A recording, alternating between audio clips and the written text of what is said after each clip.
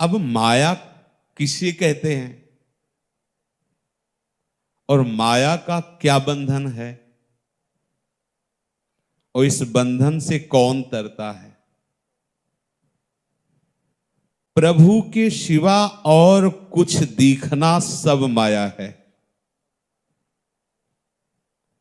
प्रभु के सिवा और कुछ सुनना, बोलना, करना, लेना, देना, सूंघना, स्वाद लेना, सब ये माया से ही हो रहा है।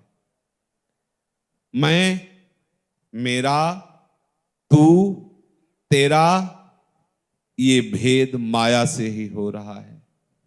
अच्छा, बुरा, मान, अपमान, निंदा, स्तुति, हानि, लाभ, दुख, सुख, हर्ष, शोक, भय, मृत्यु, ये सब माया से ही हो रहा है। जब वो सतोगुण भाव में संतों के द्वारा जो उपासना पद्धति बताई गई है उसमें रत होना चाहता है, रत हो गया तब तो किसी की ताकत ही नहीं। रत होना चाहता है, भगवत मार्ग में चलना चाहता है, अपने आप को प्रभु के प्रेम में रंगना चाहता है, तो माया विघ्न डालती है। जो जड़ चैतन्य का बंधन है, ये देह भाव, मैं मेरा, तू तेरा, मैं करता हूं, मैंने ये किया, मैं ये करूंगा, मैंने ये भोगा, मैं भोगता हूं, मैं आगे भोगूंगा, ये सब मायाकृत वचन है, मायाकृत चेष्टा है। उपासना के प्रकाश में इस ग्रंथि को छोड़ना चाहता है तो विघन अनेक करे तब माया। जो माया है वो अनेक विघ्न तैयार कर देती है उसके सामने। अंदर और बाहर दोनों जगह हमारी इंद्रियों में ही चंचलता प्रकट कर देती है। देखना, सुनना, स्वाद लेना, छूना, भोगना, ये सब। वो ताक में बैठे हैं, कहीं भी अवसर मिले और इसको गिराऊं। बाहर माया प्रतिकूलता पैदा करती है, विपत्ति डाल करके, निंदा करवा करके, अपमान करवा के, अवहेलना करवा करके। यद्यपि हमारे मार्ग में अगर विवेक है तो बहुत सहयोगी है। हमारा राग नष्ट हो रहा है, पर विवेक न होने के कारण वो उपासक लड़खड़ाने लगता है। जब कोई उपासक इस भाव से अपने को बचा ले तो ये जो नाम कीर्तन है, वाणी गायन है, श्री जी की सेवा है, संत समागम है, ये निश्चित तुम्हें मुक्त कर देगा, जीवन मुक्त कर देगा, निश्चित। आज तक कहीं कभी किसी को भी कुछ भी प्राप्त हुआ है तो संत समागम से प्राप्त हुआ है, अन्य किसी साधना से नहीं। जैसा मैं सत्संग से वश में होता हूं वैसा मैं अन्य किसी साधनों से नहीं। साधु संग दुर्लभ हो, बड़ा दुर्लभ है। माया अपने पार्षद खड़े रखती है, जो कोई साधु समागम के लिए कदम बढ़ाता है, जाओ इसके अंदर विपरीत भावना डालो। आपको सावधान रहना है, आपको बड़ी कृपा से मार्ग मिला है। पहली बात, आपको ये सूत्र बैठा लेना है तो आप कभी फेल ही नहीं होगे, हारोगे ही नहीं। ये बहुत महिमा में सूत्र है। आचार्य हरिवंश चंद्र जी कह रहे हैं, सब जगह अपने आराध्य देव राधा वल्लभ लाल को देखो।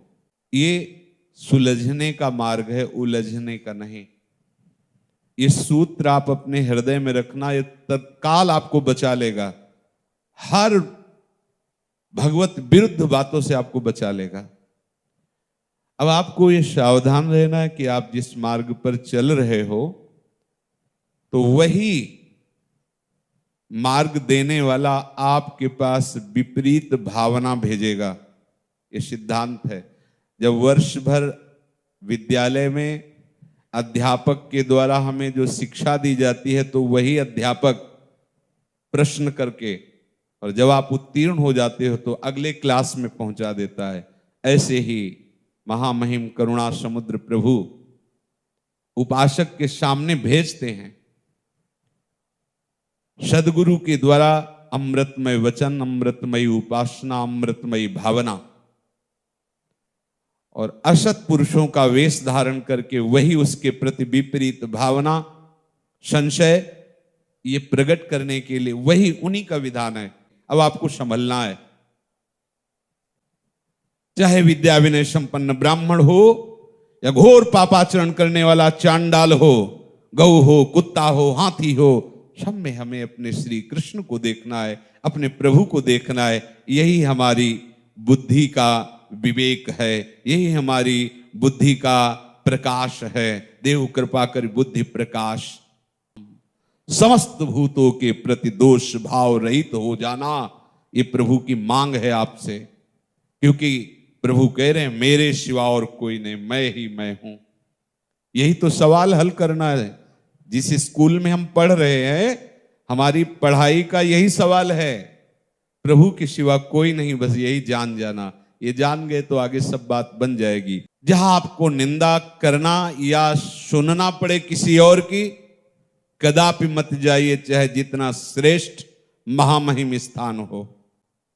जिनके संग से हमारा भाव बिगड़ जाए, जिनके पास बैठने से हम जो सवाल सुलझाना चाहते हैं कि सब जगह मेरा प्रभु है, आचार्य हरिवंश चंद्र जी कह रहे, जो क्रूर हैं, दुष्ट हैं, पापी हैं, नीच हैं, संतों से संभाषण करने योग्य भी नहीं हैं, वो भी मेरे परम स्वाराध्य श्री राधा वल्लभ लाल हैं। हमें अपने आचार्य गुरु की बात अपने हृदय में बैठालनी है।